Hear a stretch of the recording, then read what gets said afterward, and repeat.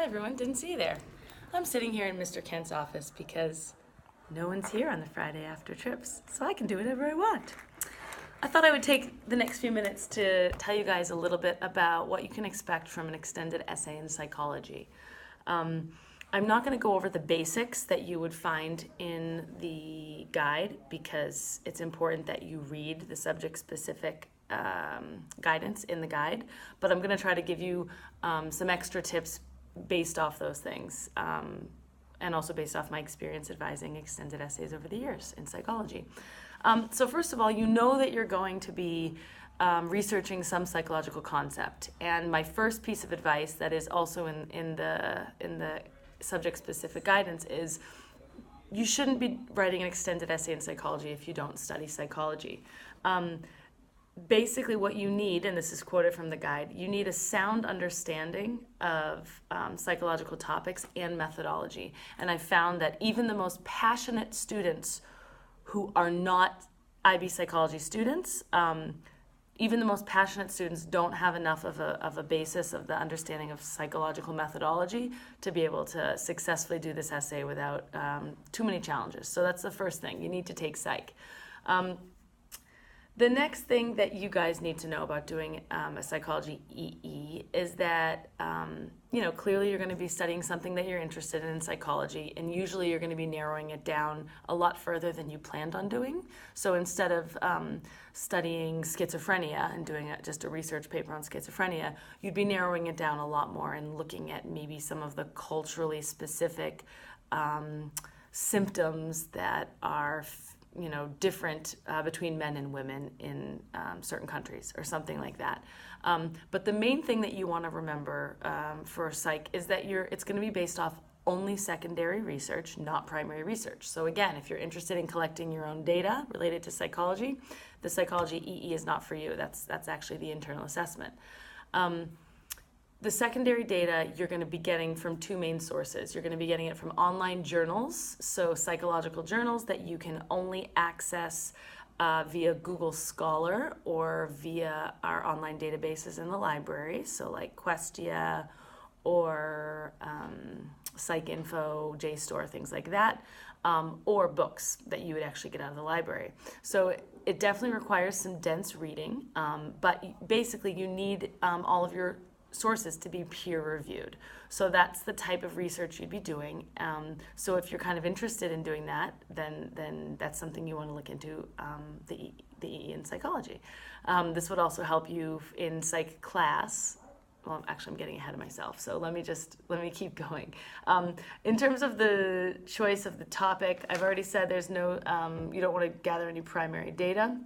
One of the biggest things that you need to remember is that most people who I've advised in the psychology EE have found that they don't find enough research on the first version of their research question. So one of the first things that you need to do that you can start as soon as possible is start researching now on Google Scholar, using Questia, going on JSTOR on the school's online databases to see if you can even find enough peer-reviewed research on your topic, because most people have to shift slightly once they start researching and they find that they can't actually find enough data.